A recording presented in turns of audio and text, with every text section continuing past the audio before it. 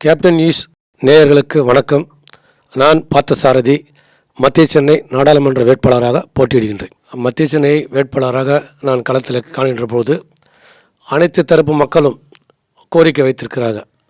குறிப்பாக அனைத்து இடத்திலும் பட்டா இதுவரை வழங்கவில்லை.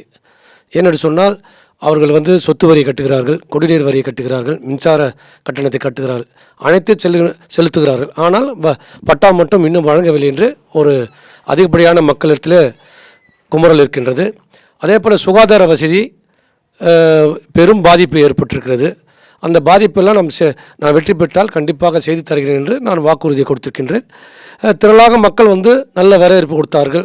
அதிமுக தொண்டர்களும் தேமுதிக தொண்டர்களும் சிறப்பான முறையிலே பணியாற்றி எனக்கு வெற்றி வாய்ப்பு அதிகமாக இருக்கிறது. கேப்டன் இல்லாத தேர்தல் சந்திக்கின்ற போது எங்களுக்கெல்லாம் மன வருத்தமாக தான் இருக்குது. ஏனென்றால் 42 வருடமாக அவரோடு இருந்தவன், எல்லா விதத்திலையும் எல்லா இடத்திலையும் பல ஊர்களுக்கெல்லாம் நான் அவரோடு பயணித்தவன். அவருக்கு என்ன செய்ய வேண்டும், எப்படி பார்க்க வேண்டும், யாரை அழைக்க வேண்டும் என்பதெல்லாம் எனக்கு நன்றாக தெரியும். அவர் இல்லாத தேர்தலை நாங்கள் முதல்ல சந்திக்கின்றோம், வருத்தமாக இருக்கிறது. ஆனால் அவர் இல்லை என்றாலும் எங்களை தெய்வமாக இருந்து எங்களை ஆசீர்வதித்து எங்கள் வெற்றிக்கு அவர் ஒரு துணையாக இருப்பார். தேமுதிக வெற்றி வாய்ப்பு ஒரு 100% நன்றாக தான் இருக்குது.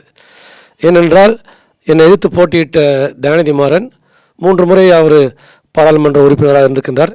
தொகுதி மக்களுக்கு எதுவுமே செய்யவில்லை என்று மக்களுடைய குமுறல்கள் அதிகமாக இருக்கிறது. அவர் பிரச்சாரம் செய்கின்ற போதெல்லாம் எல்லா பெண்களும் எதிர்த்து நின்று எங்கள் தொகுதி பக்கமே நீங்கள் 5 வருடமாக வரல, இப்போது நீங்கள் ஏன் வந்தீர்கள், வாக்கு கேட்க மட்டும் எதுக்கு வந்தீர்கள் என்று அனைவரும் ஒரு கோபத்தோடு கேட்டதெல்லாம் நான் நன்றாக பார்த்திருக்கின்றேன்.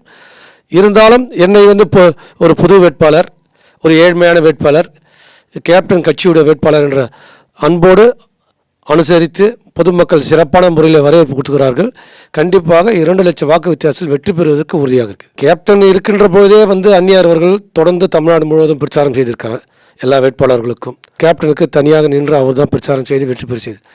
இப்போ அவர் இல்லை என்றாலும் அவருடைய செயல்பாடுகள், அவருடைய எண்ணங்கள் எல்லாமே அந்நியார் அவர்கள் மறுபரிசீலனை செய்கிறார்கள்.